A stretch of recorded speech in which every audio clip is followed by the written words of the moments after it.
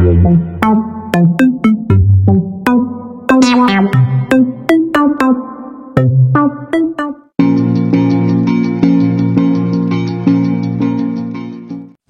pasukan G30S yang akan menculik para jenderal.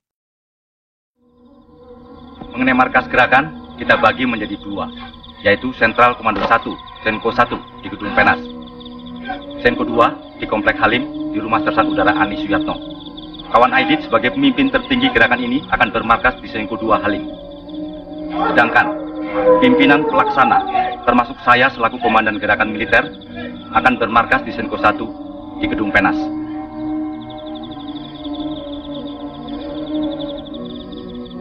Sekarang jam 1:30. Jam D kita tetap jam 4 tepat. Dan jam D1 adalah jam 3 tepat. Pimpinan G30S terdiri dari 5 orang. 3 orang perwira militer, yaitu Letkol Untung dari pasukan kawal kepresidenan, Kolonel Abdul Latif dari Garnisun Angkatan Darat Jakarta, Kodam Jaya, dan Mayor Sujono dari penjaga Pangkalan Udara Halim. 2 orang sipil yaitu Syam dan Pono, dari organisasi klandestin, Biro Khusus, yang dipimpin oleh Ketua Partai Komunis Indonesia, DN Aidit. 5 orang ini telah berkali-kali bertemu selama beberapa pekan sebelumnya, dan mendiskusikan rencana operasi mereka. Umur mereka berkisar dari akhir 30-an sampai tengah 40-an. Untung bertubuh pendek kekar dan berleher gemuk, memperlihatkan stereotip seorang prajurit. Ia sempat terkenal sejenak, ketika pada tahun 1962 ia memimpin pasukan gerilya menyerang pasukan Belanda di Papua Barat. Dari operasi itu ia mendapat anugerah bintang, kenaikan pangkat dari mayor menjadi letkol, dan nama baik karena keberaniannya. Rekan komplotannya yang sedikit lebih muda tapi berpangkat lebih tinggi, Latif, mempunyai karir kemiliteran yang terhormat sejak menjadi pemuda pejuang melawan tentara Belanda di Jawa Tengah. Sesudah lulus kursus-kursus latihan keperwiraan dan membuktikan dirinya di pertempuran, Latif memperoleh kedudukan yang strategis, yakni komandan seluruh brigade pasukan infanteri, dengan sekitar 2.000 anak buah, di ibu kota. Ia tampil dengan sikap percaya diri dan wibawa seorang kolonel, yang sadar mengenai perlunya penghormatan dari anak buahnya. Di Pangkalan Udara Halim pada 1 Oktober 1965, Untung dan Latif diterima di rumah Mayor Sujono, komandan pasukan Awari di Pangkalan Udara Halim. Berperawakan kurus berotot dan peka hati, Sujono mengeluarkan perintah-perintah tegas kepada anak buahnya, selagi ia mengatur tempat persembunyian, makan, dan jeep-jeep untuk kendaraan pimpinan G30S. Syam dan Pono, sebagai orang sipil, menjadi sosok-sosok aneh di Pangkalan Udara itu. Syam, yang ketika muda dikenal bernama Kamaruzaman, adalah keturunan pedagang Arab yang bermukim di daerah Pantura Jawa. Pono juga berasal dari kawasan Pantura Jawa, tapi berkakek moyang orang Jawa, seperti ditunjukkan oleh nama lengkapnya, Supono Marsudijoyo. Atmojo teringat, saat pertama kali bertemu kedua lelaki itu di Halim pada hari naas tersebut, seketika itu juga ia menduga, bahwa mereka bukan tentara. Sosok mereka melentok tak tegap, mereka mengangkat kaki di kursi, dan merokok tak berkeputusan. Mereka kurang latihan jasmani dan disiplin militer. Namun dua lelaki ini memiliki pengalaman bertahun-tahun dalam berhubungan dengan personil militer secara rahasia, dan menyembunyikan jati diri mereka. Pada pagi 1 Oktober, sejak sekitar pukul 2 lewat tengah malam, 5 orang pimpinan gerakan ini duduk bersama di sebuah gedung yang tak jauh dari sudut barat Laut Halim. Gedung ini adalah kantor Divisi Pengamat Udara Awari, PENAS, atau Pemetaan Nasional.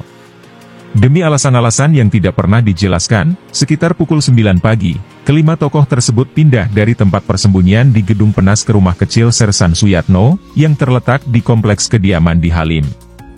Inilah rumah yang dituju Suparjo sekembalinya dari misi yang gagal, yaitu menemui Presiden Soekarno di istana. 5 tokoh tersebut tinggal di rumah ini sepanjang siang dan malam 1 Oktober 1965. Walaupun Untung pada siaran RRI pagi itu dikenal sebagai pimpinan G30S, ia menghabiskan sepanjang hari itu tanpa menampakkan diri di depan umum, bahkan juga tidak di hadapan pasukannya sendiri. Pada kenyataannya memang para pimpinan G30S tidak mempunyai sarana untuk berkomunikasi dengan pasukan mereka di Lubang Buaya dan Lapangan Merdeka, selain melalui kurir pribadi. Mereka tidak mempunyai peralatan walkie-talkie atau pesawat radio 2 arah. Gerakan 30 September sendiri telah memutus jaringan telepon pada saat pasukannya menduduki gedung telekomunikasi. Namun seandainya jaringan telepon berfungsi pun, rumah Sersan yang sederhana di pangkalan udara itu barangkali tidak memiliki saluran telepon. Suparjo yang ulang-alik dengan jeep antara tempat persembunyian dan kantor Komandan Halim, membuktikan ketiadaan peralatan komunikasi di antara para pimpinan G30S. Pimpinan G30S sepanjang hari itu berhubungan dengan Ketua PKIDN Aidit, yang juga hadir di pangkalan Aweri di Halim. Aidit tinggal di rumah yang berbeda dalam kompleks perumahan lain di pangkalan. Yang mendampinginya adalah pembantu pribadinya bernama Kusno, salah seorang pimpinan PKI, Iskandar Subekti, dan seorang anggota Biro Khusus, Bono, yang juga dikenal dengan nama Waluyo. 5 pimpinan inti G30S ada di satu tempat persembunyian, di rumah Suyatno, sedangkan Aidit dan sekelompok pembantunya di tempat persembunyian yang lain, yang berjarak kira-kira setengah mil, di rumah Sersan Suwandi.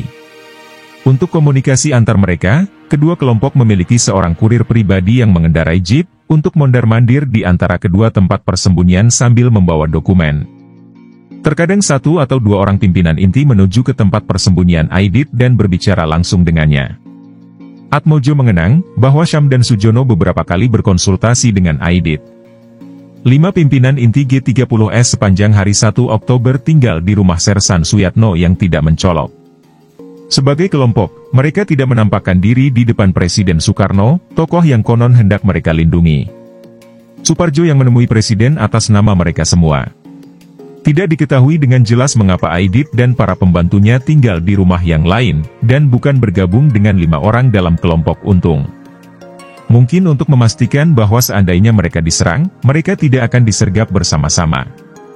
Atau mungkin juga untuk memastikan bahwa sedikit orang saja yang mengetahui Aidit terlibat dalam kelompok inti perencana gerakan. Atau mungkin juga untuk menjaga agar kelompok yang satu tidak mempedulikan proses pengambilan keputusan kelompok yang lain. Para organisator G30S tentu mempunyai alasan tertentu untuk memisahkan kediaman 2 kelompok dengan jarak setengah mil, walaupun sulit untuk memahami alasan itu sekarang. Komunikasi antar 2 kelompok itu seharusnya lebih mudah dan lebih cepat, jika mereka semua tinggal di tempat persembunyian yang sama. Bahkan keputusan mereka mengasingkan diri di tengah kawasan perumahan di Halim itu pun, masih tetap tidak dapat dimengerti.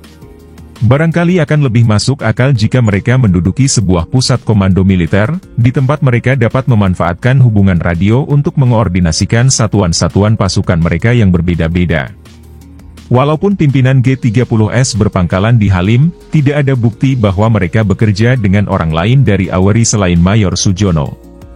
Semua fasilitas yang mereka gunakan di dalam dan sekitar pangkalan Halim, yakni penas, lubang buaya, 2 rumah, senjata Aweri, dan truk-truk, agaknya disediakan oleh Sujono sendiri. Komandan Halim, Kolonel Wisnu Jayeng Minardo, dan Panglima Aweri Laksamana Madya Omar Dhani, tampaknya tidak diajak berunding sebelumnya. Menurut Omar Dhani dan Heru Atmojo, mereka jadi terbawa-bawa dalam G30S bukan sebagai peserta, melainkan sebagai pengamat dari luar. Penuturan kedua orang ini tentang jalannya kejadian demi kejadian saling bersesuaian. Pada 30 September sore, Sujono menceritakan kepada Atmojo, seorang perwira intelijen Aweri khusus urusan pengintaian udara, tentang aksi melawan jenderal-jenderal Angkatan Darat yang anti-Soekarno. Ini merupakan berita bagi Atmojo, yang selanjutnya melaporkan informasi tersebut kepada Dhani pada sekitar pukul 16 hari itu. Dhani memerintahkannya mencari tahu lebih banyak lagi tentang rencana aksi tersebut, dan melaporkan kembali hasil pengamatannya malam itu juga. Sekitar pukul 22 Atmojo kembali ke markas besar Aweri, dan bertemu dengan sekelompok perwira senior Angkatan Udara, untuk melaporkan hal-hal apalagi yang telah didengarnya dari Sujono. Satu detail penting adalah bahwa Suparjo merupakan peserta aksi. Dhani memerintahkan Atmojo agar mencari Suparjo, yang menjadi bawahannya langsung dalam Komando Mandala Siaga, yang lazim dikenal sebagai Kolaga, dalam rangka konfrontasi melawan Malaysia. Suparjo sudah menemui Dhani pada 29 September untuk membicarakan soal-soal dalam Kolaga. Boleh jadi ia menceritakan kepada Dhani bahwa aksi menentang Dewan Jenderal sedang direncanakan. Sesuai dengan perintah Dhani, Atmojo mencari Sujono untuk memutuskan bagaimana dia dapat menemukan Suparjo. Sujono memberitahu Atmojo agar pergi ke kantor pengamat udara sekitar pukul 5 pagi berikutnya. Sesudah Atmojo tiba di kantor yang dimaksud dan menjelaskan bahwa kedatangannya atas perintah Dani, Suparjo mengajaknya pergi bersamanya ke istana. Tanpa rencana atau koordinasi apapun, Atmojo kemudian menemani Suparjo sepanjang hari itu. Seandainya pun keterlibatan Atmojo dalam G30S lebih jauh ketimbang yang diakuinya sekarang, sepak terjangnya pada 1 Oktober tampaknya terbatas pada membantu gerak-gerik Suparjo di sekitar kota Jakarta dan Pangkalan Udara Halim. Sementara baik Atmojo maupun Dani tidak dapat dipandang sebagai bagian dari pimpinan G30S, mereka, dan sebagian besar perwira senior AWRI, bersikap simpatik terhadap G30S pada 1 Oktober itu. Atmojo mengenang, bahwa ia bersorak gembira ketika mendengar pengumuman radio yang pertama pada pagi hari itu. Ia bersama para perwira rekan-rekannya berpikir, bahwa G30S merupakan gerakan pembersihan terhadap para perwira sayap kanan Angkatan Darat, yang telah dan sedang menyabot kebijakan-kebijakan Presiden Soekarno. Dani merancang pernyataan publik, perintah harian, pada pukul 9.30 pagi yang menyambut G30S, sebagai usaha untuk mengamankan dan menyelamatkan revolusi dan pemimpin besar revolusi terhadap subversi CIA. Agaknya Dani berpikir, bahwa G30S itu tidak lebih dari sebuah aksi internal Angkatan Darat, yang sepenuhnya masih setia kepada Soekarno. Pasukan-pasukan yang digunakan dalam operasi pagi hari itu, sebagian besar diambil dari satuan-satuan yang dipimpin 3 perwira militer dalam pimpinan inti G30S, yakni Untung, Latif, dan Sujono. Dalam personil G30S, termasuk 1 kompi pasukan kawal presiden di bawah pimpinan Untung, 2 peleton dari Garnisun Angkatan Darat Jakarta di bawah pimpinan Latif, dan 1 batalion pasukan Angkatan Udara di bawah pimpinan Sujono. Selain itu ada 10 kompi, masing-masing 5 kompi, dari Batalion 454 dan Batalion 530. Pasukan-pasukan dari 2 batalion ini sudah tiba di Jakarta beberapa hari sebelumnya, untuk berpartisipasi dalam parade Hari Angkatan Bersenjata pada 5 Oktober.